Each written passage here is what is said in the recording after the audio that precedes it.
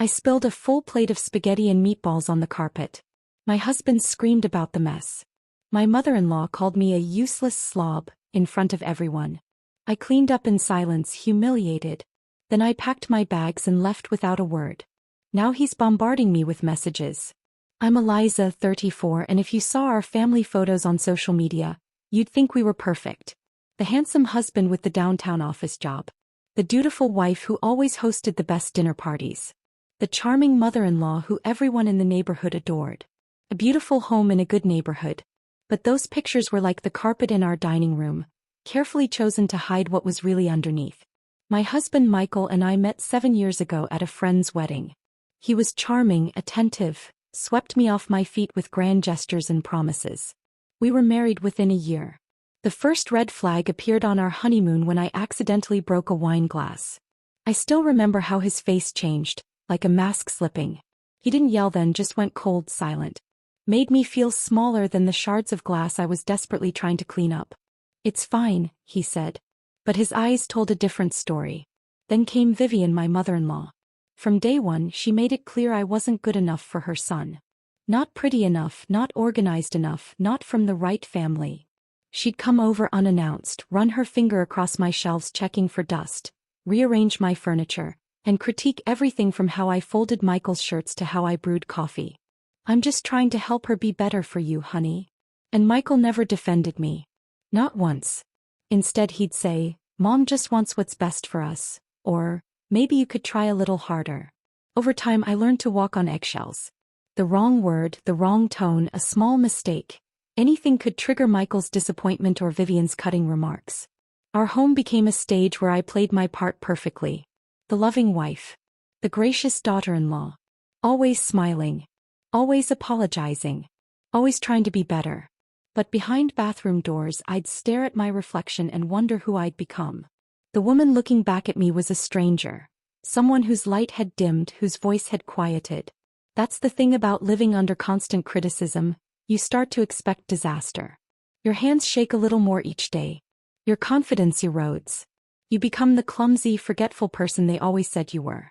So on that Sunday night when Michael's boss and his wife were over for dinner, when Vivian had spent all day criticizing my meal preparation, when everyone was watching me carry that heavy plate of spaghetti and meatballs to the table, part of me already knew what was going to happen.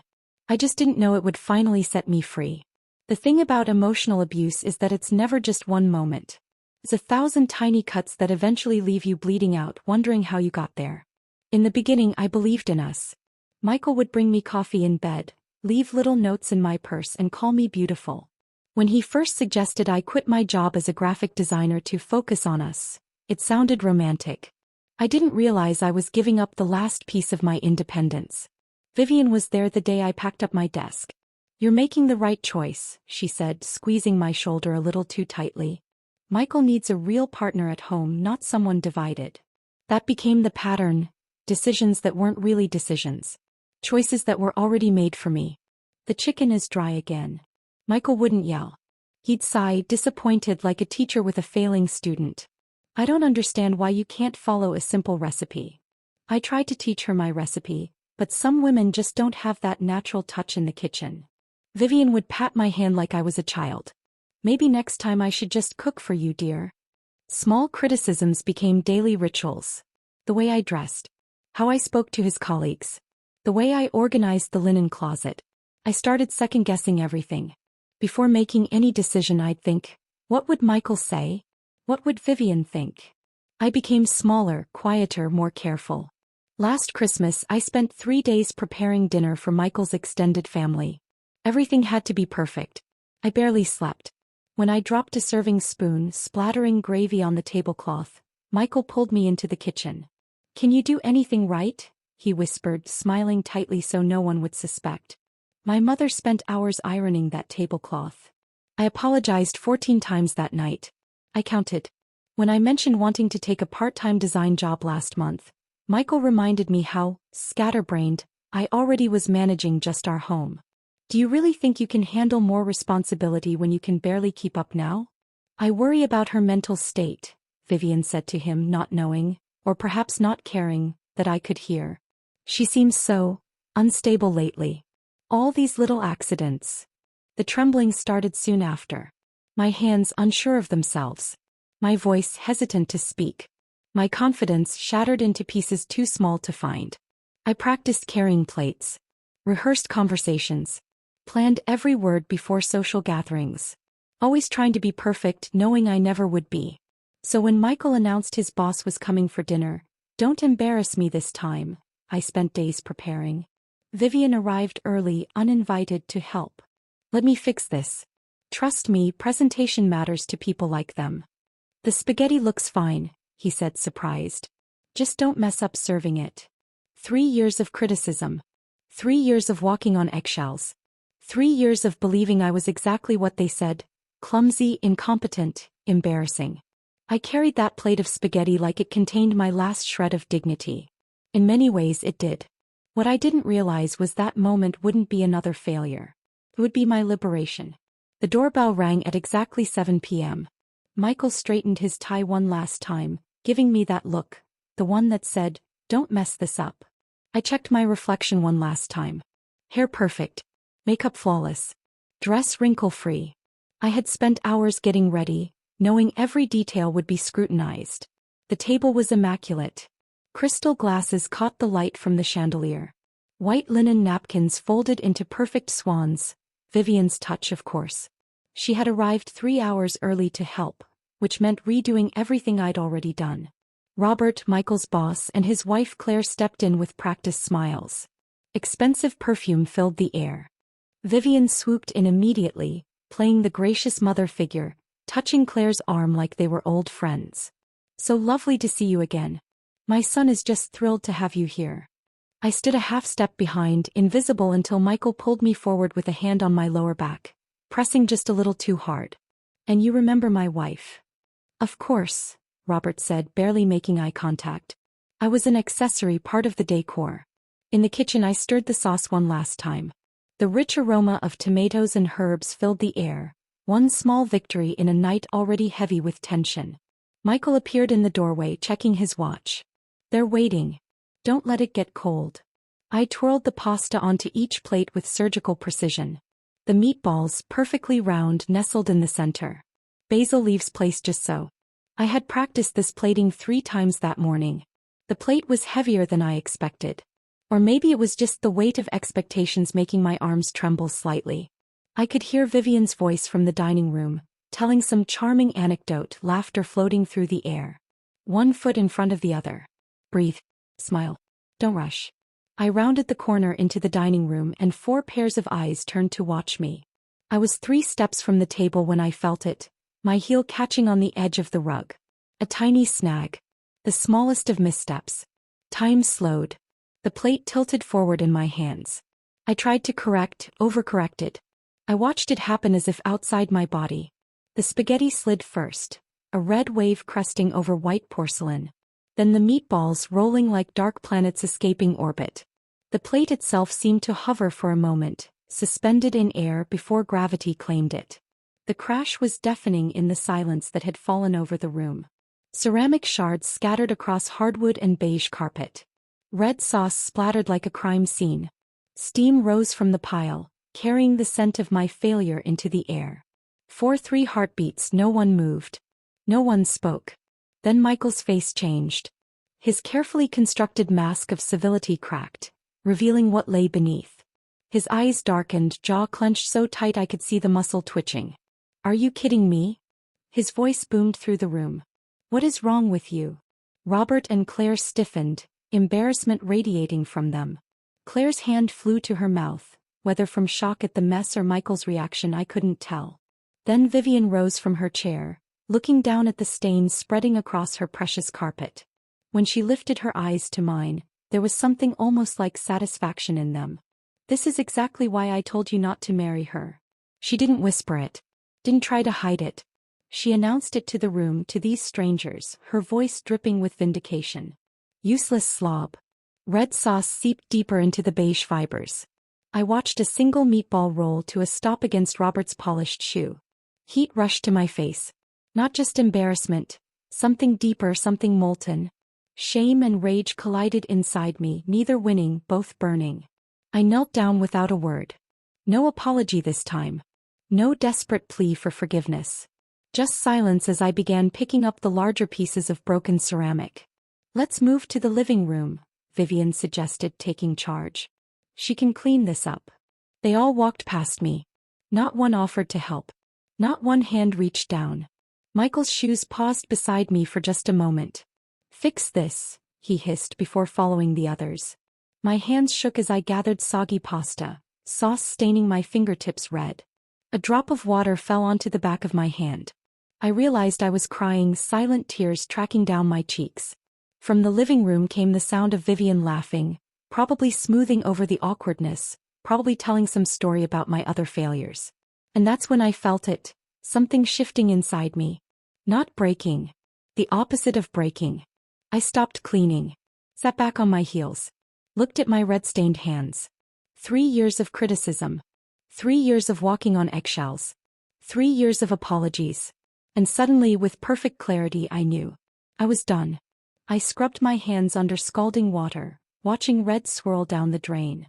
My wedding ring caught the light. A diamond too large, chosen by Michael, not me. "Something worthy of my wife," he'd said, as if the size of the stone could make up for everything else. I could hear them in the living room, conversation flowing again, the incident already being smoothed over, explained away. My absence was barely noticed. My mother's voice echoed from somewhere deep in my memory.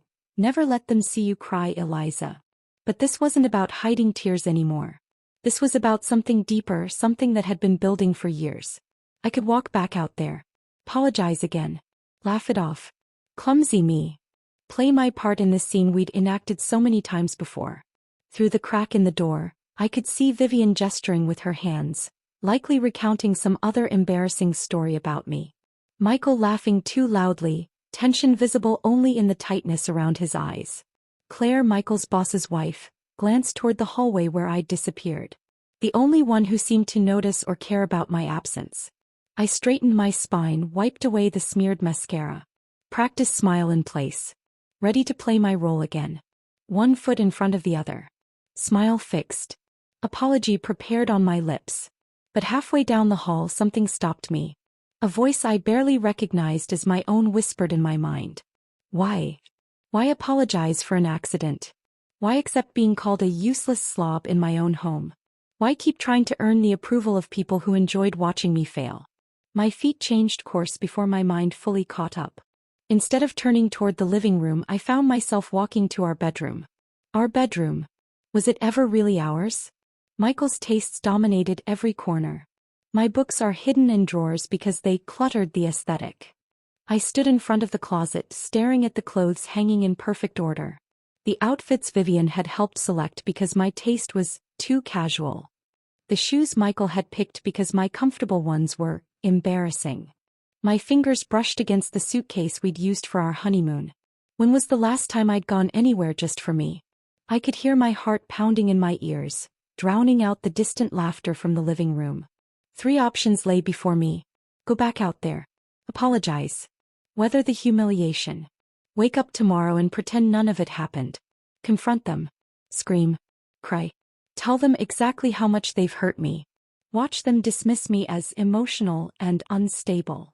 Or, my hands stopped trembling. For the first time in years, perfect clarity washed over me. They didn't deserve an explanation. They didn't deserve a scene.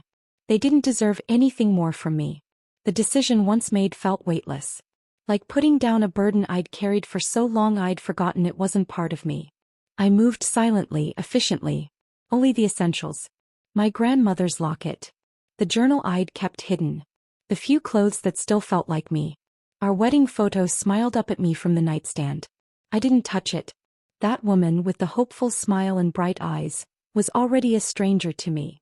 Vivian's laugh carried down the hallway, sharp and cutting. Then Michael's voice. She's probably still cleaning up her mess. Always leaving things half done.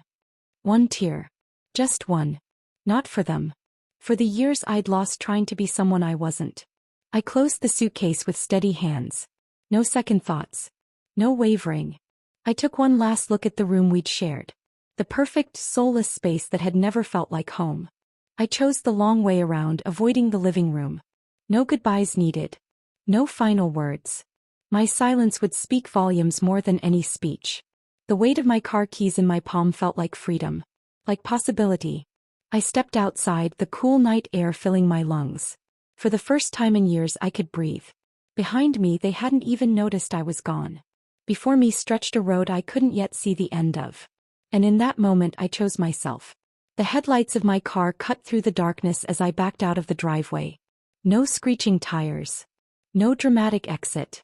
Just the quiet rumble of an engine and the soft crunch of gravel beneath wheels. My knuckles were white against the steering wheel, but my face was calm. 3 years of suffocation and finally I was breathing again. In the rearview mirror the house grew smaller. All those perfect rooms. All those perfect lies. Shrinking with each second. My phone buzzed. Then again. And again. Michael's name flashing on the screen. Where are you? The guests are asking about you. This is embarrassing. I didn't look down. Didn't reach for it. The messages continued, lighting up the dark car interior like lightning flashes. At the first red light I pulled off my wedding ring. The diamond caught the red glow, splintering it into 1,000 tiny fragments. I placed it in the center console. Not thrown in anger. Not clutched in grief. Just released. The neon sign of the motel flickered, casting blue and red shadows across my face. Not glamorous. Not part of anyone's plan. But mine. My choice. Just one night, the clerk asked, not looking up from the computer. For now, I answered, my voice steadier than it had been in years. The room was basic. Clean sheets. Faded curtains. Not a single thing chosen by Michael or Vivian. It was the most beautiful space I'd seen in years. I sat on the edge of the bed, suitcase beside me, when my phone rang. Not a text this time. A call. Michael's name glowed on the screen. 10 missed texts already. For a moment habit nearly took over. The urge to answer, to apologize, to explain myself. It pulled at me like gravity. I'm sorry about the dinner party. I'm sorry about the stain. I'm sorry I embarrassed you. I'm sorry. 3 years of apologies. 3 years of walking on eggshells. I declined the call. The silence that followed felt enormous. Terrifying. Freeing. The phone lit up again instantly. Then again. Then again. Where the hell are you? You're acting crazy. You're embarrassing both of us. My mother is worried sick. I turned the phone face down on the nightstand. I unzipped my hastily packed suitcase. On top lay a small notebook. My journal, the one place I'd still been honest. I flipped it open to a blank page and wrote the date at the top. Below it just 3 words. I chose me. The night passed. Dawn broke. Light filtered through thin curtains. For a moment, waking up in a strange room, panic fluttered in my chest. Then memory returned, bringing with it not fear but certainty. 27 missed calls. 45 text messages. 3 voicemails. Your mother-in-law is beside herself. Is this how you repay everything we've done for you? Come home. No. For the first time since walking out, I typed a response. Short. Final. I'm not coming back. 3 days of silence, broken with 5 simple words that changed everything. The response was immediate, frantic. What do you mean? You can't just leave. Where are you? You're being hysterical. Think about what you're throwing away. Think about us. Us. As if there had ever been an us. As if I had ever been an equal partner, not just a prop in Michael's perfect life. This time I took my time typing. Each word chosen carefully. Not in anger. Not in haste. But with complete clarity. For 3 years I apologized for taking up space. For having needs. For being human. I'm done apologizing. Don't contact me again. I hovered over the send button, not from uncertainty but to savor the moment. 3 years of small cruelties. 3 years of disappearing. I pressed send. Then I blocked his number. I stood and stretched, the weight of 1,000 expectations falling away. I pulled the curtains wide open, letting sunlight flood the small room. In the mirror I saw someone I hadn't seen in years. Someone with clear eyes and a straight spine. Someone finding her way back to herself. I didn't know where I was going next. Didn't know what tomorrow would bring. But as I walked out of that motel room, one thing was certain. I wasn't walking back into that house. Ever. No dramatic soundtrack played. No audience applauded. The world didn't stop turning. But as I turned the key in the ignition, I felt it, the quiet power of choosing yourself, of walking away from what hurts you, of starting over. Sometimes the most powerful thing you can do isn't making a scene. It's simply leaving. 6 months have passed since I walked out of that house. 6 months of rebuilding a life that's truly mine. The first few weeks weren't easy. I stayed with a college friend who asked no questions, just made up the guest room and handed me a spare key. I cried myself to sleep more nights than I care to admit. Not from regret, but from grief for the years I'd lost trying to be someone I wasn't. Michael's messages evolved in predictable stages. Anger came first. "You're being ridiculous. This is so immature. My mother was right about you all along." Then bargaining, "Just come home so we can talk. I'll go to therapy if that's what you want. Tell me what I need to do to fix this." And finally, when he realized I wasn't coming back, threats. "You'll never make it without me. I'll make sure everyone knows what you did. You'll regret throwing away everything I gave you." I deleted them all. Changed my number. Started fresh. I found a small apartment and took freelance design jobs. The career I'd abandoned when Michael convinced me I wasn't good enough. Turns out I was better than I remembered. My hands don't shake anymore when I present my ideas. My voice doesn't trail off, waiting for someone to interrupt. I reconnected with friends I'd lost touch with. Friends Michael thought were beneath us, or Vivian found common. Turns out those were exactly the people who welcomed me back without judgment. People ask if I regret how I left.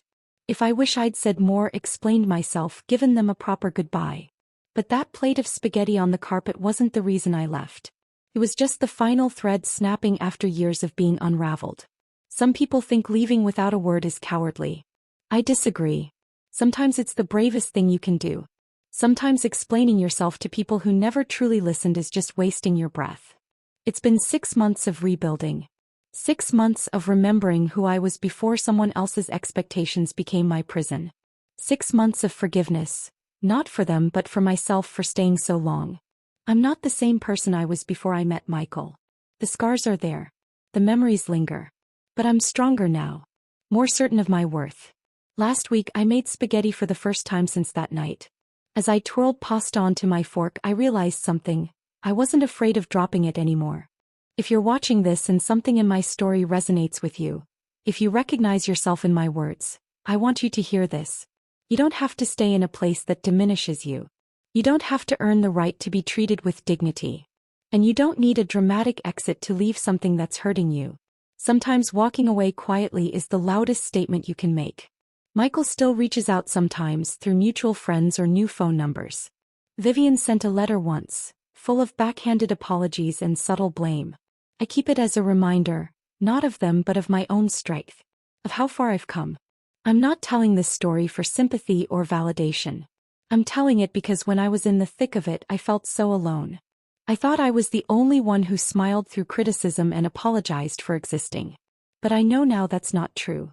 There are so many of us who have sat across dinner tables from people who claim to love us while making us feel small. Who have cleaned up messes, literal and emotional, while swallowing our dignity. If that's you right now, if you're still in that dining room metaphorically on your knees cleaning up someone else's mess, I want you to know, there is life on the other side. A life where your voice matters. Where you don't apologize for taking up space. It won't be easy. There will be days when you question everything. When the familiar pain seems safer than the unknown future. But trust me when I say this, you are worth the leap. You are worth the uncertainty. You are worth every difficult step toward a life that honors who you truly are. Now let's hear from you. Have you ever had your spaghetti moment? That breaking point that finally set you free? Or are you still gathering the courage to walk away?